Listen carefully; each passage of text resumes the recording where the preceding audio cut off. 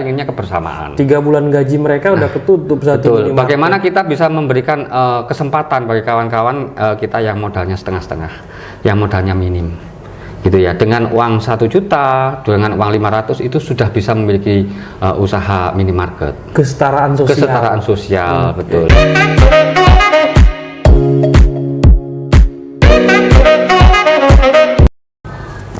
Assalamualaikum warahmatullahi wabarakatuh, sahabat migran. Hari ini kita diskusi bersama salah satu pengurus SBMI, DPM SBMI, yaitu Bapak Muhammad Ernawan, biasa dipanggil Pak Ernawan. Beliau ini sebagai koordinator Departemen Pemberdayaan SBMI dan salah satu pendiri koperasi SBMI.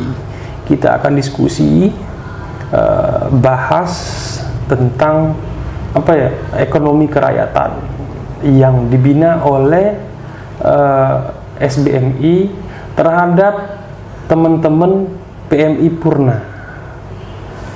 Gimana kabar Pak Ernawan? Alhamdulillah kabar sehat, Bang Anton. Ini kan menarik ya. SBMI ini ternyata kompleks ini. Lengkap, ada bidang koperasinya dan lain sebagainya.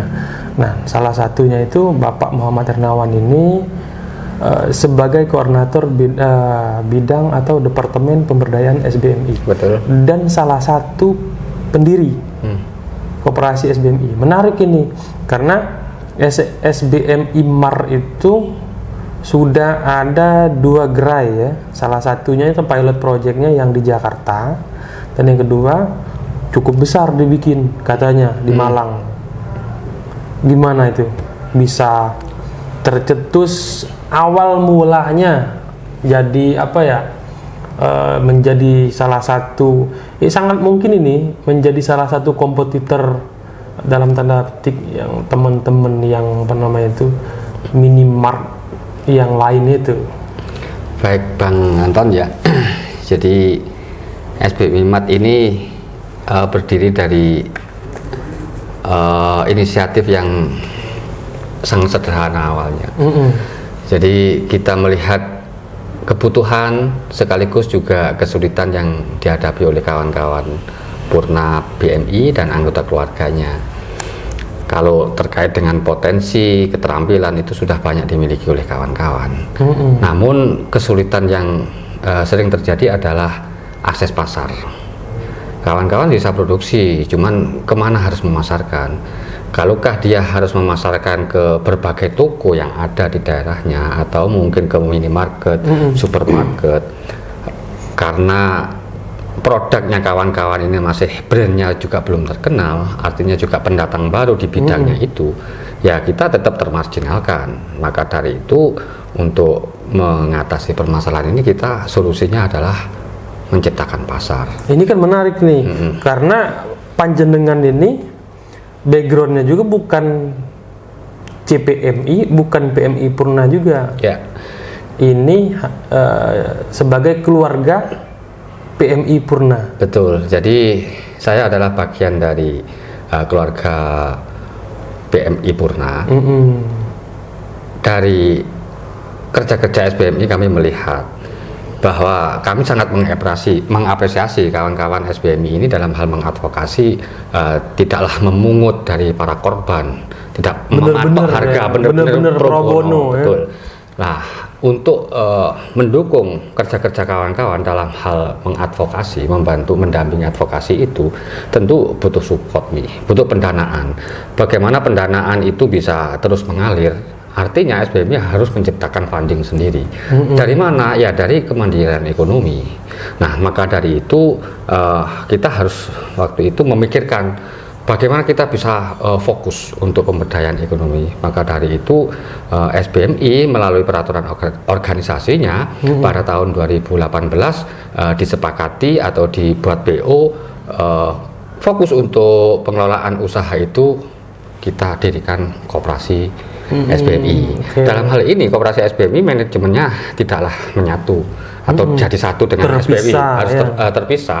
Sehingga di koperasi sendiri kan lebih berbicara di duit usaha, ya toh. Kalau di SBMI bicara inilah ya, kalau apa namanya itu bicara koperasi ya tentu bicara pengembangan bisnis, betul, ekonomi kreatif, betul. UMKM, Jadi fokus ke sana. Nah, kemudian kembali lagi seperti yang saya sampaikan bahwa kehadiran SBMI, ya koperasi SBMI dalam hal ini SBMI Mart, usahanya adalah SBMI Mart ini pertama adalah kita menginventarisir hambatan, tantangan dan kesulitan kawan-kawan dalam mengembangkan usahanya. Nah, selain di tata kelola manajemen keuangan, manajemen usahanya, kita juga melihat bahwa teman-teman ini kesulitan pasar. Bisa produksi tapi nggak bisa masarkan. Nah, butuh pendampingan. Butuh pendampingan juga. Kemudian juga kenapa produknya kawan-kawan ini sering kalah di pasar. Nah, selain di sisi desain kemasan, butuh strategi marketing. Betul, strategi marketing salah satunya juga harga. Bagaimana harga ini ekonomis, bisa terjangkau oleh konsumen dan bisa bersaing dengan produk-produk sejenisnya. Nah, jangan sampai produk UKM kita itu justru lebih mahal dibanding produk-produk yang ada sejenisnya itu.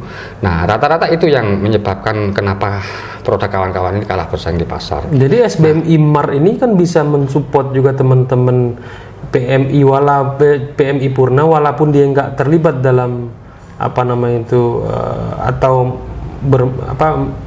memberi modal terhadap SBMI Mart ini, mereka juga bisa dibantu juga ya, bisa menjual atau bisa. Jadi gini Mas Anton ya, jadi SBMI Mart ini adalah sebuah usaha miliknya koperasi SBMI. Kemudian koperasi SBMI itu anggotanya itu kan ada anggota biasa dan anggota luar biasa. Nah, anggota biasa adalah mantan BMI dan anggota keluarganya. Anggota luar biasa adalah masyarakat umum yang memang punya kepedulian pada SBMI dan perjuangannya. Nah, bedanya apa? Bedanya kalau anggota biasa, ya toh, dalam hal ini adalah anggotanya adalah BMI dan anggota keluarganya, itu adalah anggota biasa. Bedanya dengan anggota luar biasa adalah kalau anggota biasa itu punya hak memilih dan dipilih. Nah, kalau anggota luar biasa itu tidak punya hak untuk memilih dan dipilih sebagai pengurus. Tidak punya hak suara dan hak suara, betul. Cuma hak bicara aja. Punya hak menikmati hasil sebagai peninjau. Betul. Oke. Ini kan menarik nih. Katanya kalau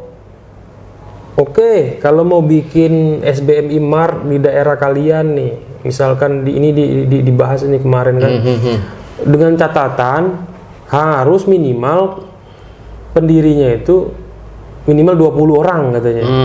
Itu tujuannya buat untuk memprotek atau untuk menghindarin hal-hal yang seperti apa?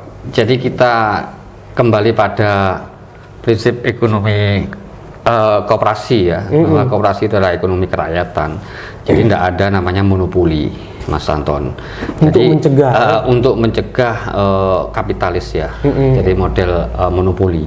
Nah, walaupun teman-teman dari mantan BMI ini atau anggota keluarganya ini mampu sebenarnya, ada yang mampu mendirikan SBMI Mart dengan modal sendiri. Pasti, atau hanya 2 orang gitu ya. Purna Jepang, betul, Purna Korea mampu mendirikan itu. Namun kita hindari, memang kita inginnya kebersamaan. 3 bulan gaji mereka udah ketutup saat ini. Bagaimana kita bisa memberikan kesempatan bagi kawan-kawan kita yang modalnya setengah-setengah, yang modalnya minim.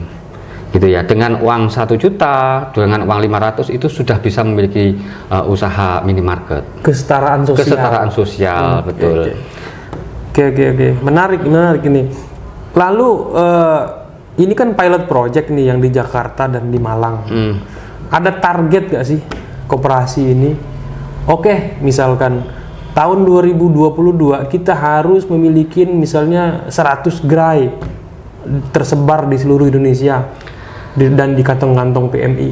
Iya. Dari trial project 2 di Jakarta sama di Malang ini sebenarnya targetnya cukup besar, Mas Anton. Ya. Cuman segala sesuatu untuk mencapai besar itu harus dimulai yang kecil dulu. Nah, dari 2 ini kalau sudah bisa diterapkan secara manajemen tata kelolanya sudah benar, kawan-kawan sudah dipastikan bisa menjalankan gitu ya, Untuk pengembangan itu gampang, tinggal mengadopsi saja. Mulai dari pengadaan barangnya, ya toh, pengadaan sarana prasarana, kemudian juga cara memanage usaha itu, mulai dari apa yang harus dijalankan kasir, pramuniaga, kemudian tata displaynya, pengelompokan barang dan lain sebagainya. Kalau itu semua sudah dijalankan, kemudian juga manajemen keuangannya sudah kelihatan, profit dan sehat, gampang itu mengembangkan. Kemudian kalau rencana jangka panjang, kita akan pastikan bahwa seluruh daerah yang ada cabang SBMI itu nanti akan berdiri SBMI Mart. Nah, sebagai kalau yang di Malang ya, Malang ya? Malang. Di Malang itu modalnya bikin berapa? Kalau di Malang itu modalnya 320 juta. Dari berapa? Dari orang? 856 orang. 856 orang. Awalnya 600 orang pada saat kita eksekusi pendirian itu hanya 600 orang. Setelah itu berdiri. Itu PMI yang ada di Kota Malang aja atau di Ngantang, satu kecamatan itu. Satu kecamatan? Iya, satu kecamatan saja. Dan itu keanggotanya adalah mantan PMI, anggota keluarga, bahkan ada PMI yang masih aktif. Masing-masing mereka istilah itu berinvestasi di sana itu? Iya, kita permodalannya menggunakan simpanan pokok anggota koperasi sebesar Rp500.000 per orang sekali menjadi anggota koperasi, dan juga ada mekanisme simpanan wajib dengan nominal Rp10.000 per bulan. Nah, ada juga simpanan sukarela serta investasi. Nah, ini apa ya, kita bisa dapatkan modal untuk pendirian SBMI Mart itu. Nah, supaya minimarketnya bisa terus dikembangin. Iya, jadi kan setiap bulan ada penambahan modal nih. Artinya SBMI Mart yang kita dirikan di Ngantang itu dari waktu ke waktu, dari bulan ke bulan omsetnya akan meningkat nih. Dengan peningkatan ini yang otomatis selayaknya untuk dikembangkan. Nah, permodalan simpanan setiap bulan masuk ini kita kumpulin, kita kuatkan untuk stok barang kita. Nah, setelah itu layak digunakan untuk membuka cabang lagi, ya kita buka cabang. Nah, ini bulan kemarin. Apa yang membedakan SBMI Mart ini sama minimarket yang lain? Nah, bedanya kalau SBMI Mart ini kembali perlu saya tegaskan bahwa ekonominya adalah ekonomi kerakyatan. Munculnya SBMI Mart ini adalah dari mereka, untuk mereka, oleh mereka. Nah, dikelola oleh mereka dan untuk mereka. Hasilnya dibagi. Makanya tadi sesuai dengan komposisi, diatur minimal saham. 20 orang baru bisa bikin, betul, supaya tidak terjadi monopoli.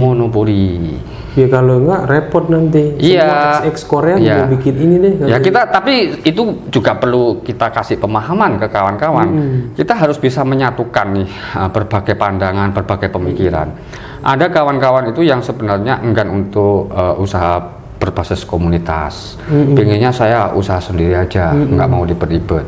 Ada juga kawan-kawan yang begitu modalnya itu nggak kuat banyak. Kalau modalnya hanya punya 5 juta kan nggak mungkin mendirikan minimarket.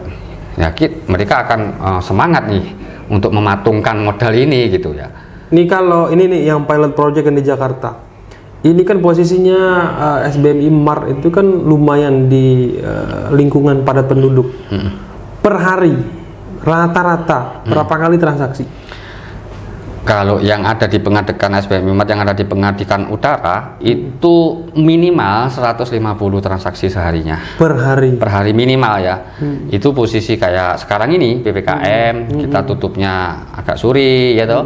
Kalau biasanya kita sampai 225, 240 seperti itu. Itu kayak SPG-nya apa segala macam itu semuanya nggak ada yang dari luar deh. Jadi maksudnya kasir dan pramuniaga ya. Untuk karyawan yang ada di SBMI Mart itu kita profesional. Kita rekrut, kita seleksi, kita wawancara, kemudian kita tes. Tapi kita memprioritaskan dari anak atau anggota keluarga, dari anggota ini berbasis koperasi. Iya. Ya. Kalaukah memang di intern kita tidak ada, ya apa boleh buat, kita demi mengamankan usaha ini biar bisa dikelola dengan baik, bisa tumbuh sehat gitu ya. Nah, kita rekrut dari luar begitu. Oke. Lalu gini, tadi kan saya sudah nanya target nih, tapi belum terjawab nih. Berapa targetnya? Jadi target kita untuk dalam waktu yang singkat ini ada Mas Anton dalam tahun 2021, tahun 2022 dan jangka panjang ya. Untuk tahun ini kita akan targetkan membuka 5 gerai. Jadi 5 gerai ya. Yang ada di Jakarta akan tumbuh lagi 1. Di mana tuh? Di sekitar Pengadekan sini. Nah, akan kita buka lagi 1. Kemudian di Malang itu yang di Ngantang, yang awal kita buka bersama dengan Jakarta. Kabupaten Ngantang. Di Kecamatan Ngantang. Ini sebenarnya seandainya nggak PPKM sudah berdiri lagi 1. Karena PPKM akhirnya kita agak molor ya, agak mundur ya. Kalau tempat sudah siap nih, kita tinggal launching aja. Tinggal launching aja. Peresmian gitu kan. Tinggal peresmian. Kemudian ada 2 kecamatan lagi. Itu berapa anggota yang di Ngantang? Yang baru mau dibikin. Baru mau dibikin yang di kecamatan diresmiin lagi. Yang di kecamatan Wonosari itu ada sekitaran 300 orang. 300 ya orang. Sama di kecamatan Pagelaran juga segitu. Itu keluarga PMI Purna sama PMI-nya. Keluarga PMI Purna sama anggota keluarganya. Ada juga masyarakat umum yang memang punya kepedulian pada apa yang dilakukan oleh SBMI. Kan toh yang dijual juga dalam SBMI Mart kan macam-macam kan, sama lah dengan minimarket lain. Macam-macam Mas Anton. Jadi kayak yang membedakan mungkin harganya. Betul. Jadi kayak di Jakarta, di Jakarta ini karena tempatnya juga kurang luas sih ya. Kita saya udah lihat ya, mau di Jakarta mau cari tempat luas juga susah ya. Tapi setidaknya kita sudah bisa memulai. Yang kita jual di SBMI Mart ini ada sejumlah 2.150 item. Dan ini rencana akan kita tambah. Dari 2.000 sekian item itu secara persentase nih, produk-produk yang memang dibikin dan diolah dan dikemas oleh keluarga PMI masih kecil Mas. Masih sekitar nggak lebih dari 5%. Nggak lebih dari 5%. Tapi paling contoh kayak makanan ringan gitu makanan ringan, kemudian ada sabun cuci piring, ada sambal ya, ada kopi, ada bumbu-bumbu. Kayak beras gitu ya, beras ada juga dari Kerawang ya.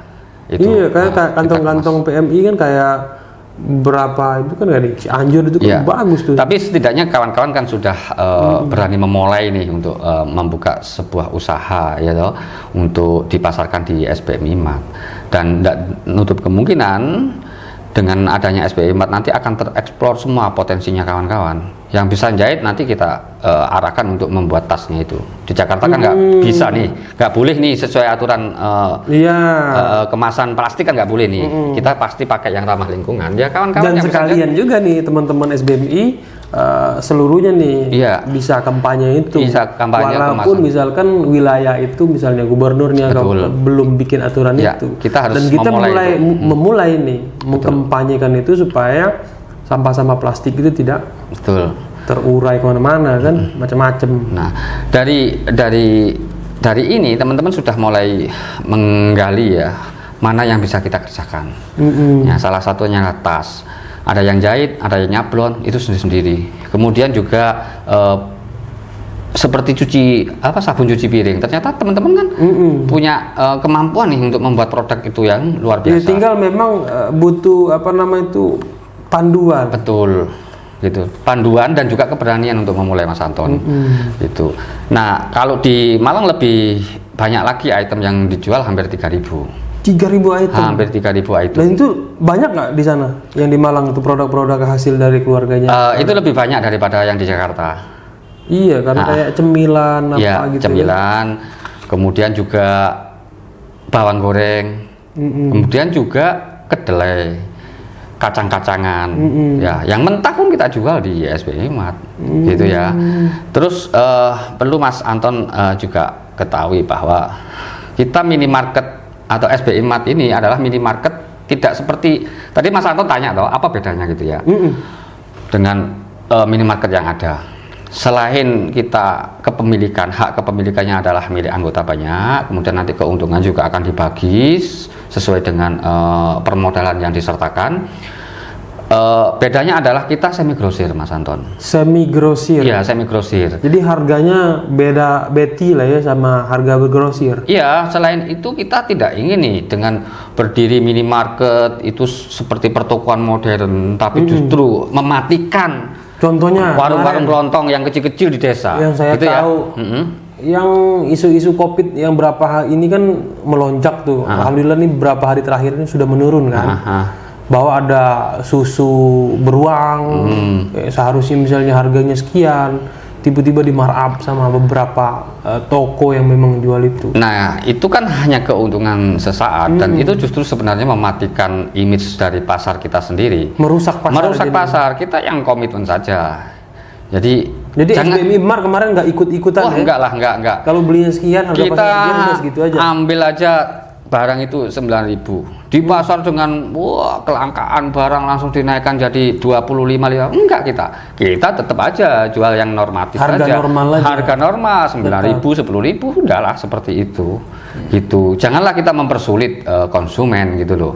Kalau memang habis ya udah habis gitu aja.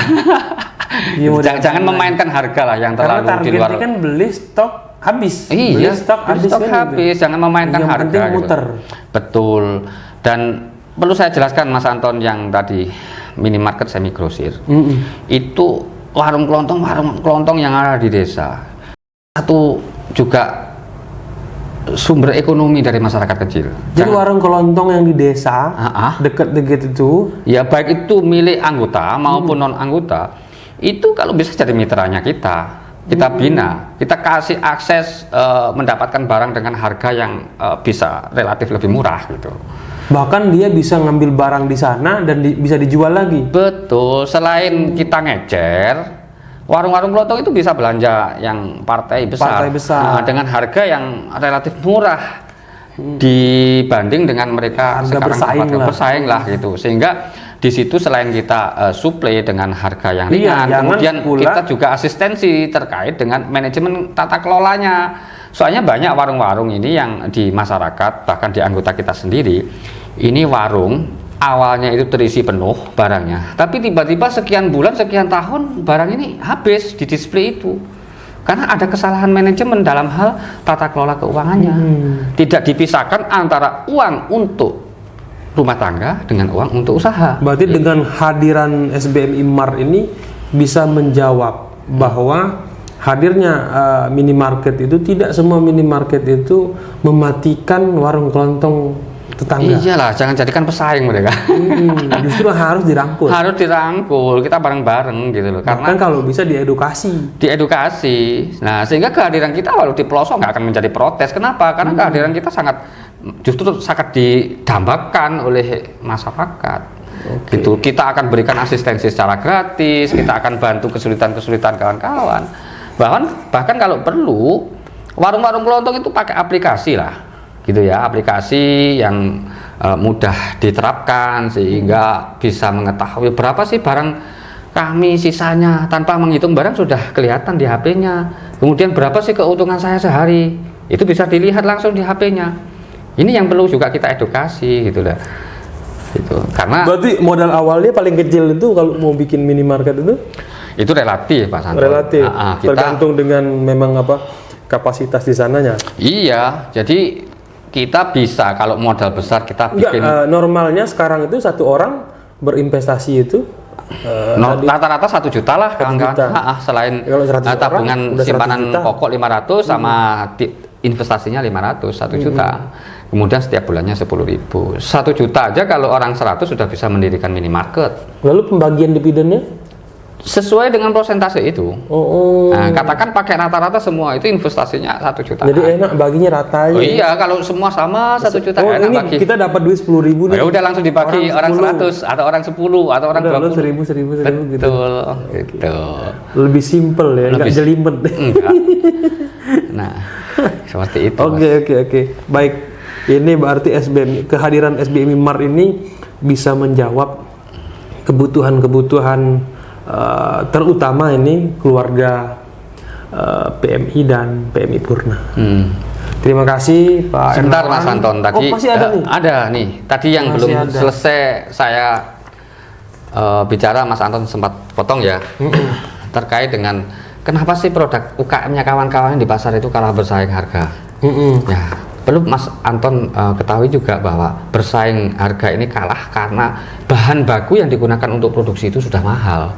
Ya tentu HPP dia HPP kawan-kawan ini akan tinggi gitu. Maka dari itu kehadiran SBI Mart akan mensupport bahan baku kawan-kawan yang punya UKM itu dengan harga yang ringan, yang terjangkau, bahkan seminim mungkin. Nah, sehingga HPP produksi kawan-kawan ini juga bisa bersaing di pasar dengan produk-produk sejenisnya gitu. Jadi tidak hanya tampilannya bagus, tapi memang harganya ramah gitu loh, disuka oleh konsumen gitu, Mas Anton. Oke. Kita harga jual kita di SBI Mart juga relatif lebih murah, Mas Anton bisa foto tuh harga semua itu, bandingin di minimarket boleh lain. Juga nanti. Iya, bisa. Nanti komplain aja kalau terlalu mahal itu.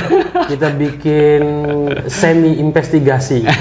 Jadi kita masuk uji petik beberapa minimarket di Jakarta. Betul.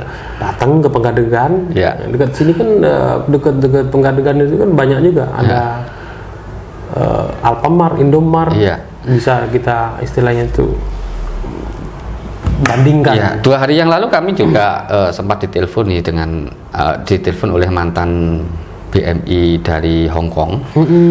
Ini yang domisilinya di Magetan. Magetan. Iya.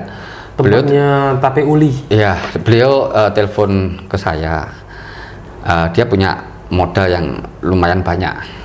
Tapi dia masih takut nih mau diinvestasikan apa. Karena dia sudah terlalu lama di luar negeri. Jadi untuk kembali ke Indonesia untuk memulai usaha, artinya kan dia harus membaca karakter pasar, karakter usaha, pangsa pasar atau peluang bisnis apa gitu. Betul lah, dia tidak mau sampai terjebak dengan usaha yang sifatnya coba-coba. Nah, kalau usaha coba-coba seperti yang saya gambarkan tidak disertai dengan ilmu pengetahuan, akhirnya awal bagus, awal bagus, tapi lama-lama nih barang ini habis inputnya, outputnya habis kemakan gitu. Habis untuk operasional karena manajemennya yang kurang bagus. Nah, maka dari itu mereka tertarik dengan SBI Mart ini. Ya ayo mari kita kembangkan di Magetan dengan kita menata komunitasnya di sana. Di Magetan banyak nggak anggotanya? Ini belum di Magetan maksudnya Jawa Timur. Jadi beliau justru dari situ termotivasi untuk mengajak kawan-kawan untuk melakukan pengorganisasian, mendirikan sebuah komunitas untuk gabung di koperasi SBMI. Dan perlu juga waktu itu juga saya sampaikan bahwa koperasi SBMI ini badan hukumnya satu, primer nasional. Nah, ada pusat, ada cabang, ada unit-unit. Yang di kecamatan itu unit-unit, yang di kabupaten itu cabang. Dan kita yang pusat ini tidak mengintervensi terkait dengan pengelolaan keuangan, tapi kita mengedukasi, mendampingi bagaimana agar keuangan ini dikelola dengan baik. Gitu. Monitor tetap berjalan, Mas. Lebih ke Anton. Ini ya, manajemen keuangannya dan lain. Betul, agar kawan-kawan bisa mengelola keuangan ini untuk digunakan usaha yang tepat. Jangan kayak yang kata Mas tadi, tiba-tiba barang habis duit nggak ada. Rata-rata seperti itu, gitu. Nah, sekarang seperti gini ya, teman-teman awalnya kan usaha kelompok ternak bebek gitu. Sedangkan anggotanya aja nggak pernah megang bebek. Iya. Makanan bebek itu sebenarnya bagaimana tahunya nggak tahu gitu loh.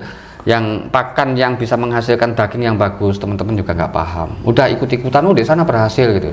Ya akhirnya sekian tahun tinggal kandangnya, bebeknya habis gitu. Maka dari itu ini kita ciptakan pasar dulu, Mas Anton. Oke, baik, terima kasih atas kesempatannya kita berdiskusi. Mungkin ini bisa ditonton oleh teman-teman sahabat-sahabat SBMI masih di luar negeri maupun yang sudah purna, sehingga ini menjadi imun booster. Ini penyemangat bahwa SBMI Mart hadir untuk membantu UMKM di masing-masing daerah. Betul. Oke, baik, terima kasih Mas. Mudah-mudahan kita nanti bisa ada diskusi lanjutan. Nanti sudah berapa gerai, nanti kita bisa bahas lagi Baik Mas Aan, kita Terima akan membuktikan bahwa buruh itu bisa menjadi pengusaha loh. Kita akan jawab nanti. Betul. Terima Nantikan kasih. video berikutnya. Terima kasih Mas Sandar.